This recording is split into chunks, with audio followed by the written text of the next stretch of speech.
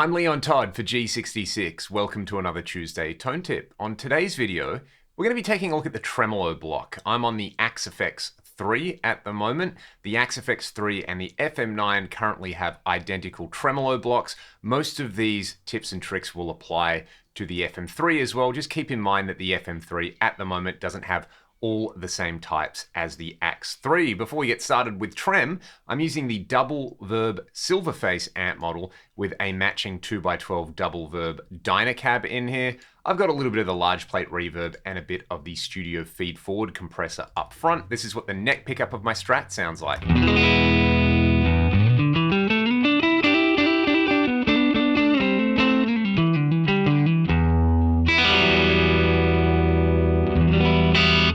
Pretty sweet, fat, clean sound to get started.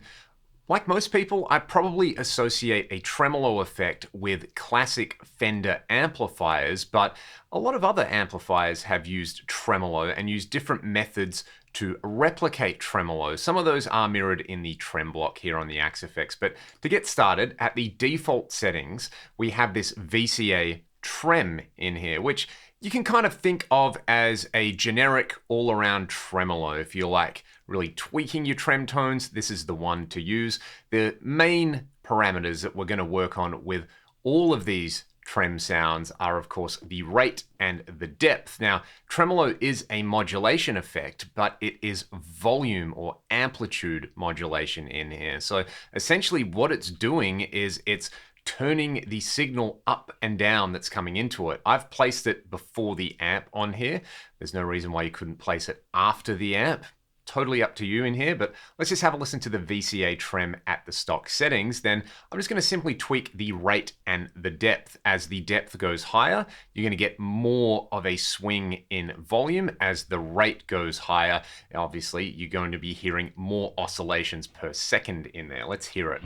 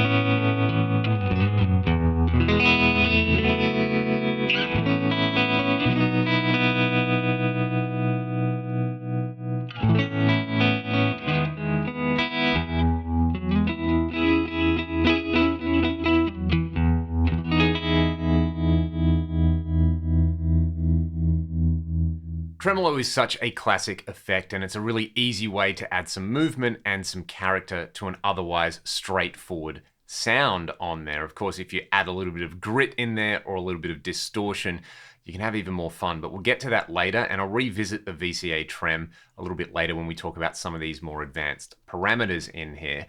We can play around with the wave shape in here. This is the LFO type. I'm just going to leave it at triangle at the moment because I want to compare the different types in the tremolo block. We'll just leave everything at stock settings, and we'll start by going from the VCA Trem to the Neon Trem. The Neon Trem is based on a design from classic Fender amplifiers.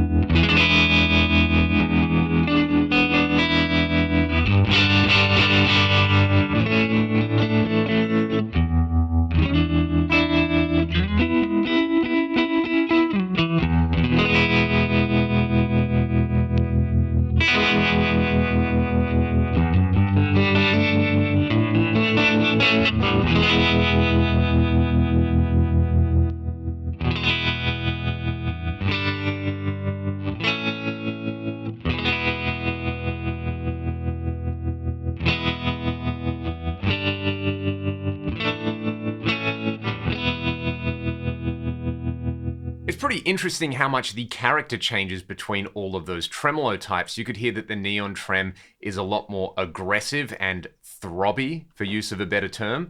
The bias trem is quite dynamic. The harder you play, the less volume modulation you get in there. The optical tremolos really sound quite intense. They actually give you a little bit of a volume drop, so we'll revisit those in a little bit. And then the harmonic tremolo is its own beast. It almost sounds like a Leslie or a Univibe, and we'll talk about why in just a little bit. I think my favorite all-around type is the bias trem in here. And one thing that's pretty interesting is that in the Axe FX and the FM9, if you go to the amp block and you go to the, not the power supply, but the power tube section in here, the amp block has a built-in bias tremolo. So you can get some amazing dynamic interaction in here. If I just turn the depth up to around 70% in the amp block. So if you don't want to use a trem block, you can just use the bias tremolo in the amp block. It sounds amazing.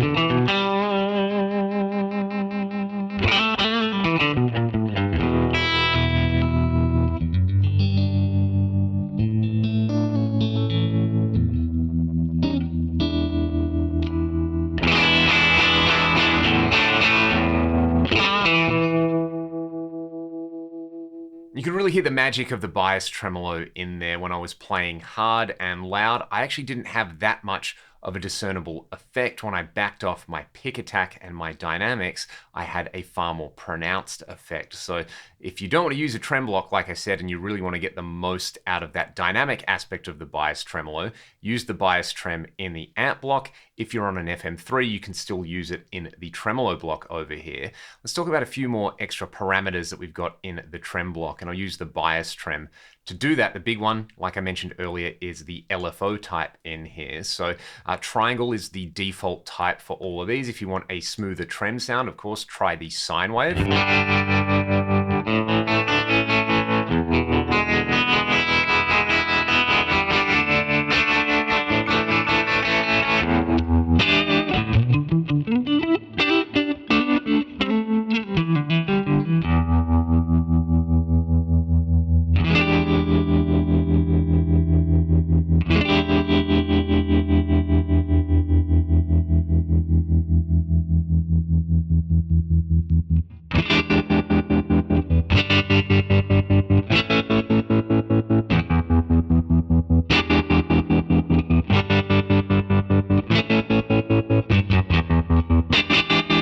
I'd encourage you to just play around with these different wave shapes, and if you hear something that you really like, stick with it. Using the square wave like we heard there with the depth at 100% can give you this on-off, almost kind of glitchy, stuttery slicer effect in there. You can play around with the LFO shape and the duty cycle in here. So I'll use the square wave to talk about duty cycle on here because it makes the most sense. You can kind of see down here, we've basically got 0 and we've got 100. So off and on. The duty cycle is going to essentially change how long the tremolo stays off or on there. So higher values will give you very short, sharp cuts in the sound, whereas longer values will do the opposite. You'll only get these short, sharp bursts of sound. I'll let you hear that.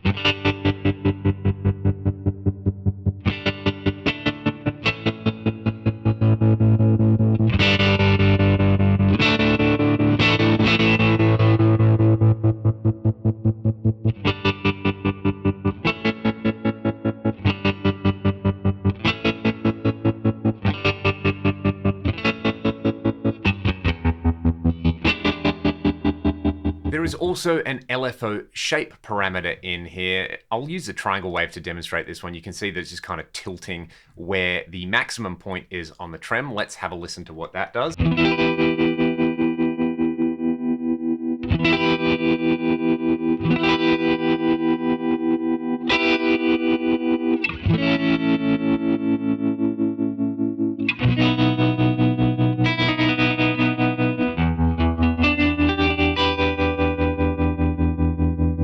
Those parameters are great if you really want to try to fine-tune the response of the tremolo, or you want to create a slicer or glitch style effect in there. If you just want some subtle volume modulation, though I don't think you really have to play around with those. You can also set a trigger threshold for the tremolo. So as you turn that up to a particular point, the trem will stay off until your playing reaches a particular intensity on there. And you can also set the start phase, which is going to set where in the waveform cycle the tremolo starts. Again, probably stuff you don't have to worry too much about playing with, but if you had a particular, say, tremolo shape or a slicer effect that you wanted to do the same pattern every time, you would play around with the phase and the trigger threshold on there. Let's move on though, because I want to talk about the optical tremolos in here.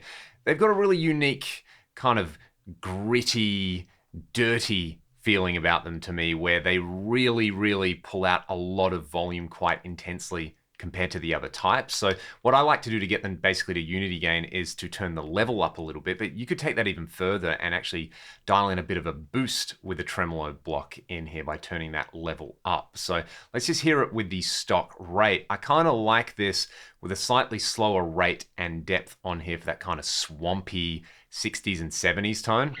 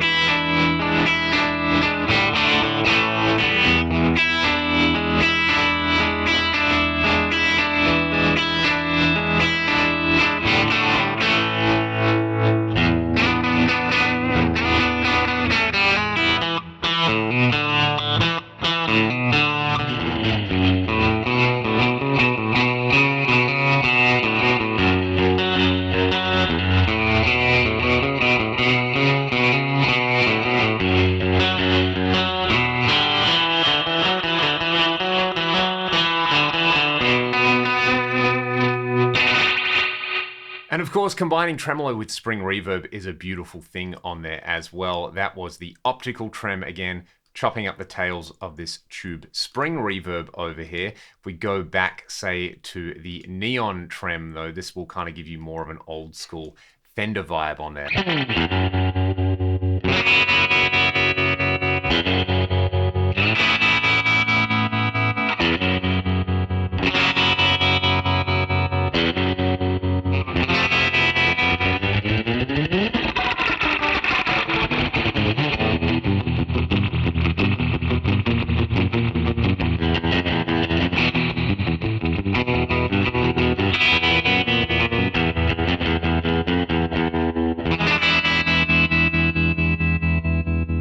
To round things out, let's talk about harmonic tremolo. Harmonic tremolo does differ from the other tremolo types here, where essentially all of the other tremolo types are just turning the overall volume up and down. What a harmonic tremolo does is it splits the signal into the low frequency sounds and the high frequency sounds. You set that frequency with this crossover frequency control, and then you can also set the crossover slope in there.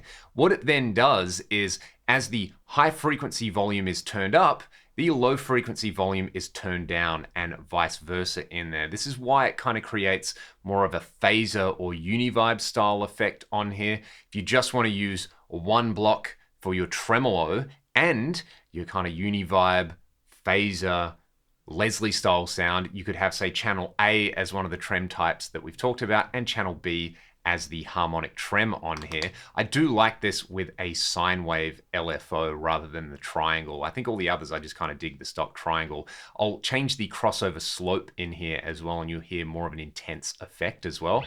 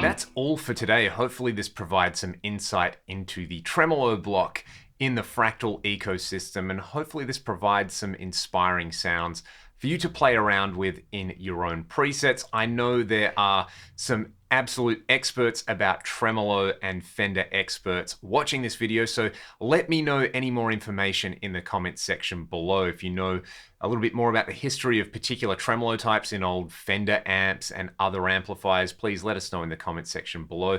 Otherwise, let me know what you'd like to see in future Tuesday Tone Tip videos. Enjoy playing guitar this week, and I will see you all on the next Tuesday Tone Tip. Take it easy.